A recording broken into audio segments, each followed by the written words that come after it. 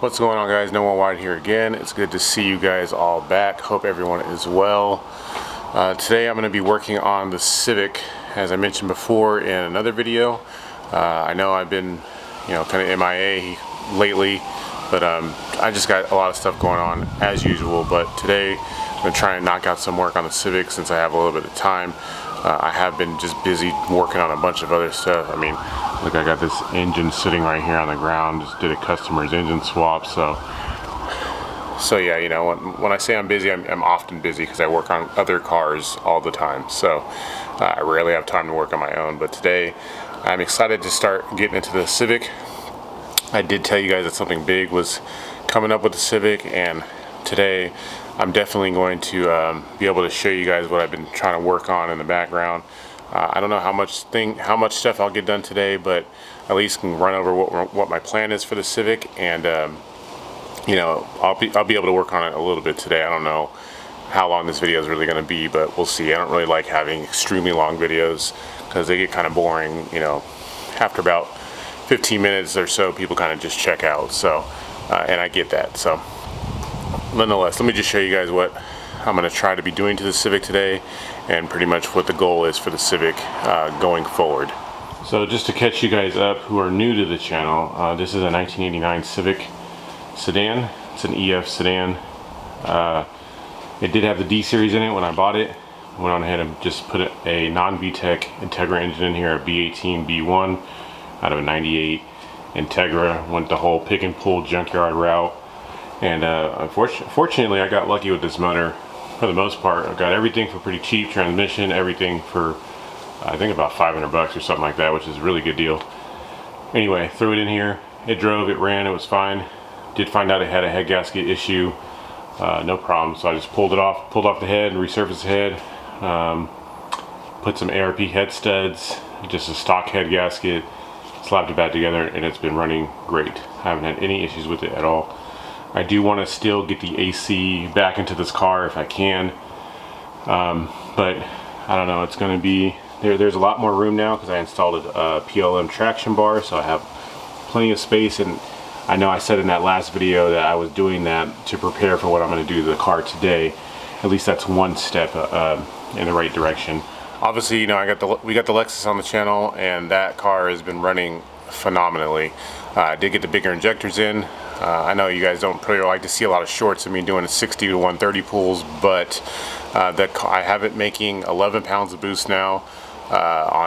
It's a completely stock GE VVTi bottom end. It's making 11 pounds, 11.1 pounds to be exact. Ever since I got the new injectors in there, they have been working flawlessly. So I try to give you guys some kind of update on that. I did make a event to go, or I did schedule something to go to the drag strip, so that way I can go and see how fast the car is. But as of now, it's been driving good. Hasn't been burning any oil, hasn't had any issues at all. It's been running really strong. I'd say it feels about maybe 330 wheel right now. Still have the stock exhaust on it, so definitely leaving some power on the table, but nonetheless the thing is still pretty fast. So I figured, why not keep up with the spoolie boys and get a turbo for the Civic, and that's pretty much exactly what I did. So let me show you guys what I got. Guys, here it is. No, it doesn't look like much, but wanted to really keep this. I know I kept the Lexus as budget as I could, and I know everyone out there is, they could appreciate a decent budget build. So I went on ahead and bought this manifold and this turbo with this little piece of downpipe that just came all like this for 250 bucks on OfferUp. Drove, picked it up. This is a ram horn style manifold. My goal with this hopefully is to try and keep AC depending on how big this is going to be in the way, but this is just your typical run-of-the-mill ram horn turbo manifold that pretty much you've probably seen. If you've been around Hondas for a long time, this manifold this design has been around for forever. So 250 bucks, couldn't really complain. It's going to use a 44mm wastegate, which I already have one of those on the Lexus, so I'm going to run the same Summit Racing wastegate, $100. I'll get that because I know it works really good. I'm gonna have to get a new downpipe, or I don't know if you guys think I should do an up pipe straight to the hood. I kind of don't want to because I want to keep it sleeper as it is with the Lexus, but it came with this pipe on there. It does have a O2 sensor bung already in it. He had this on his car. I think it was on a I don't know what particular B series it was in there, but he made 400 wheel with this easily, took it off. As you can see, this is a very small back housing. This is a GT35 turbo, style turbo. It's not a GT35 turbo, actually a Garrett. It's just some random eBay knockoff 50 trim turbo. I think this is a 0.63 back housing. There is no writing on it, so I don't know. Could be even smaller. It looks smaller to me, maybe like a 0.58. But nonetheless, smaller is better because these motors, you know, they don't move that much air at low RPM, so you know, I don't want it to be laggy. I want it to, you know, make boost. Even if this car makes 250 wheel or 300 wheel horsepower, it only weighs 2,000 pounds, so it should be pretty quick. But nonetheless, got this thing, $250. Couldn't pass up the deal. It's kind of heavy. Try to show it to you guys. There's not any shaft play. I mean, it spins freely. No play at all, so and I trust the guy. He seemed like a cool guy, so got that. Went on ahead and bought a used clutch. Obviously the stock clutch is not going to hold any of this power, so I bought a used ACT clutch. Bought this thing for $100. No, actually I got this thing for $75 on Craigslist. The guy had it on his Civic, took it off. He even gave me the flywheel as well. So this clutch alone is about $450 brand new, so you know, used one, looked just fine. He actually gave me the flywheel as well, and still has a lot of meat left on it, so it should be good. I'm unsure if I'm going to run this flywheel or the flywheel that's already in the car. I might just use the flywheel that's in the car, depending on what the condition of it is. But anyway, $100 for that. I'll just use the bolts, pressure plate bolts off the clutch that's in the car already, the turbo. Then this I had to buy brand new. I bought a brand new CX Racing intercooler kit. All the piping came with a little blow-off valve in there. I'll show it to you guys too. Same style stuff that's on the Lexus right now. I mean, it doesn't look the best, but it is working just fine. So blow-off valve comes with all the piping necessary, all the all the couplers, clamps. And then I don't know what size this core is. I think this is a 2.5 inch core, but yeah, it's all here. Let me get that guy mounted just behind the bumper. I'm hoping it fits. I don't really have to trim too much. But yeah, this is pretty much all the big stuff I have now to get this bolted up onto the car. Only thing I really need is a downpipe and a wastegate. I'm unsure if I'm going to be able to run this full radiator and the fans. Most of the times when you do these kits, you're going to have to take this, go to a Civic half radiator, and that way you can have room for the compressor housing. So I don't know. We'll figure that out when I get there. For fueling, I do have a Walbro 255 pump on the way. And then I went to a car meet recently and talking to this guy with a Subaru. I forgot his name. I really wish I remembered his name. I can, you know, give him a shout out, but he's working on a WRX, and he went to the STI pink injectors, which are 565s, I think, and he had these stock WRX injectors he's going to throw away, and he's like, told me I can just have them for free. So this is not going to get me very far, but I mean, it'll get me a lot farther than the stock. I think the stock injectors are 240cc, so these should allow me to get to 250 wheel, somewhere around there. But like I said, they're WRX injectors. I'm pretty sure I used to use these back in the day, along with like some DSM injectors. I'm pretty sure these fit just fine. I might have to like trim down the connectors or whatever and make them work. But anyway, they're free, 440cc. I am going to be running this on E85. The goal with this thing is to E85. I'm just going to shove 15 pounds of boost down in it and see if it lives. So it should be alright. But first thing I'm going to have to do though is get this clutch in here, since I don't want to start mounting up the turbo stuff and getting that all mounted up, and then I won't be able to move anything to get the, you know, I gotta lower the engine down, take the transmission out, which is not really fun on the EFs. So That's the first thing I'm gonna do, is get this clutch in there. Then I can get it all back together, and then I can worry about trying to fit the turbo kit and the exhaust and take the bumper off and do all the other stuff. So I figure I'd run this down real quick for anyone who's never pulled a transmission out of a Civic or an Integra. They're basically the same. Pretty much in the EFs, they suck the most. In the DAs, they suck the most because you usually have a front mount that's attached to the transmission. However, when I did the swap, that mount is gone now. So for me, it's a little bit easier. Pretty much take the battery out, and then you're gonna loosen up the rear mount, loosen up this top transmission mount, take out both axles, take the axle out of this side, take the intermediate shaft out of that side. Make sure you drain the transmission fluid before you do that. Pop the axles out, and then you can just lower the engine down. I usually support the engine by like the oil pan area with like a piece of wood, and I'll just lower the engine down some and pull the transmission off, pull the starter off. It's not too hard. So I'm just gonna get to it, be able to get this clutch in there, and show you guys what that looks like.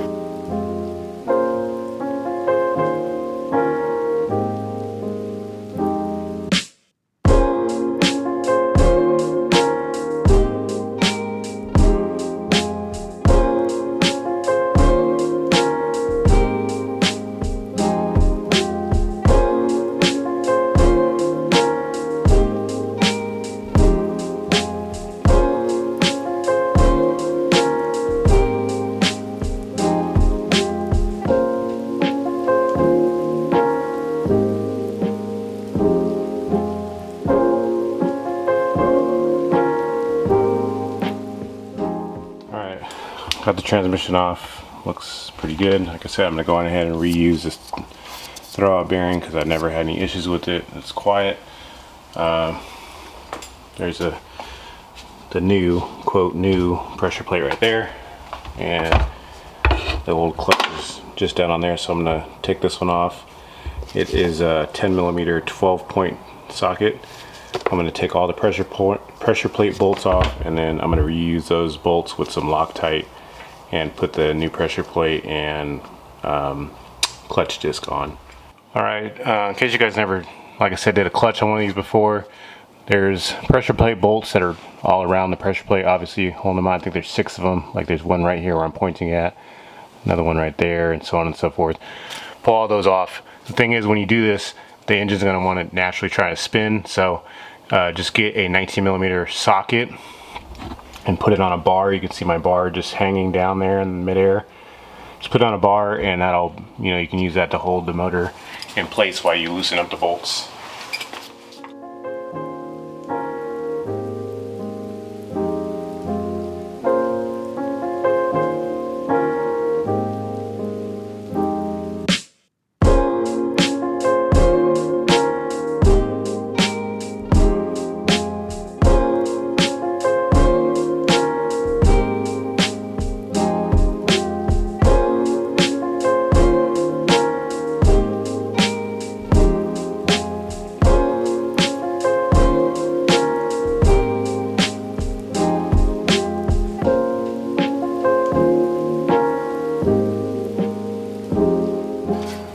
This is the old clutch. It's still in perfectly good condition. So I'm gonna save this, obviously, for, I don't know, whatever reason. I'll just keep it. Then I can reuse all of these bolts right here to get the new flywheel on. This flywheel actually is really smooth, so I think I'm gonna just stick the new pressure plate, or excuse me, clutch disc and pressure plate straight onto this flywheel. I might wipe this down some so it's a little cleaner.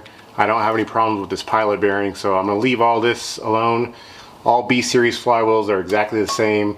VTEC, non-VTEC, they're all the same. So I'm just gonna clean this up as best I can, just wipe it off, and then I'll go ahead and install the new clutch.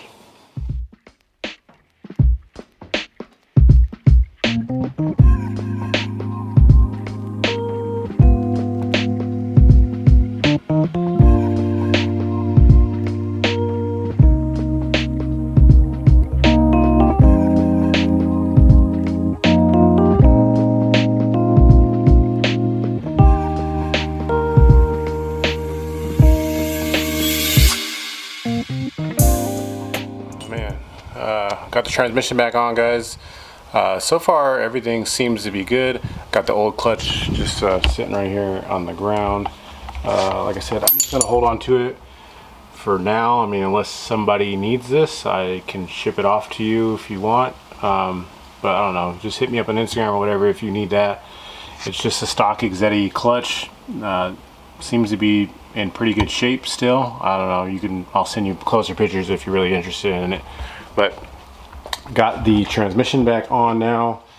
Everything is bolted back up. Traction rods are back into place. All I gotta do is tighten up the CV axles, and maybe I have to adjust this cable a little bit for the clutch. I do gotta put transmission fluid, well, yeah, I guess transmission fluid back in it. I'm gonna go inside and see what the clutch feels like. See if it's got that feel to it like it used to have.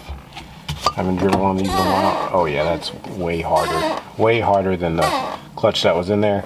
So this pressure plate is definitely going to clamp down a lot firmer. But I got the shift linkage, everything's hooked back up, and man, this thing is definitely harder. So it is a little bit harder because it's a cable clutch too. I think the hydraulic clutches are a little bit more forgiving, a little bit easier to operate, but being that this is a cable clutch directly operating straight to the pressure plate, it's a little bit harder. But your boy's got them thick calves, so I'm good. Anyway, I'm gonna get this thing fully buttoned back up, get all the bolts and everything tightened on, and get it down on the ground, and that way we can see, or I'm gonna probably take it for a drive, just short, kind of around the corner, just to make sure that all the gears engage and that there's no noises or anything like that. So see what this thing sounds like.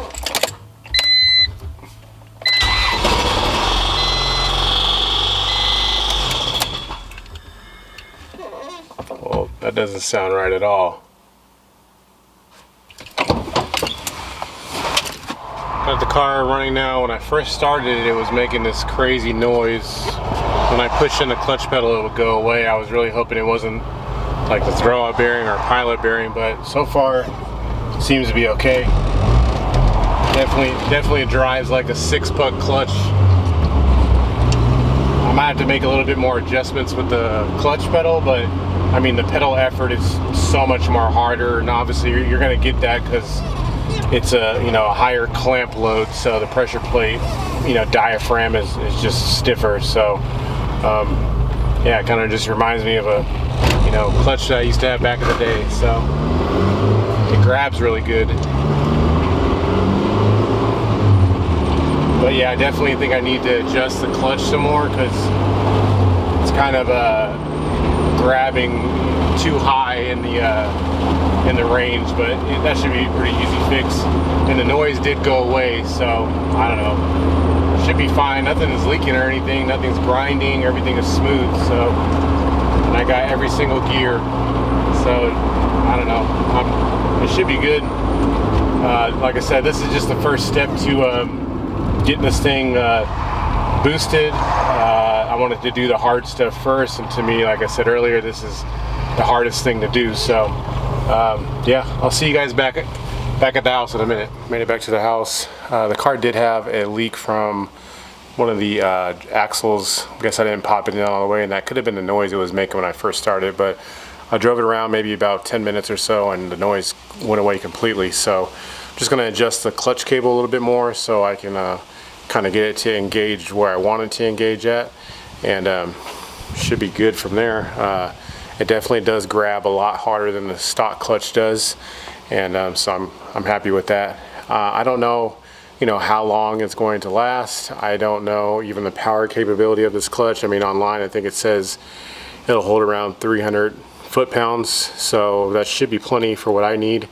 I don't think this thing will make, I mean, it could make 300 foot-pounds, but it just really depends on the boost level and how far I'm willing to push the stock motor. So I have seen some guys run pretty high numbers, high boost numbers with this size turbo, and they've been successful so far on E85. So I don't know, we'll just see where we get.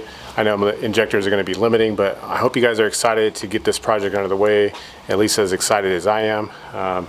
Definitely like to turbo everything. Hopefully I get to turbo the 240 next, but that'll be a ways away before that happens probably. But yeah, I'm excited. Got this spoolie boy right here ready to go on. I'm not even gonna wrap it or anything. I'm just gonna leave it just how it is, and just like I said, get a down pipe and get the other stuff in. I showed you guys the intercooler and all that stuff I have. So yeah, I'm excited to get this thing going and see how much power we can make. If you guys have made it this far into the video, I appreciate you guys watching the videos as usual. And don't forget to hit the like button, hit the subscribe button, share the video.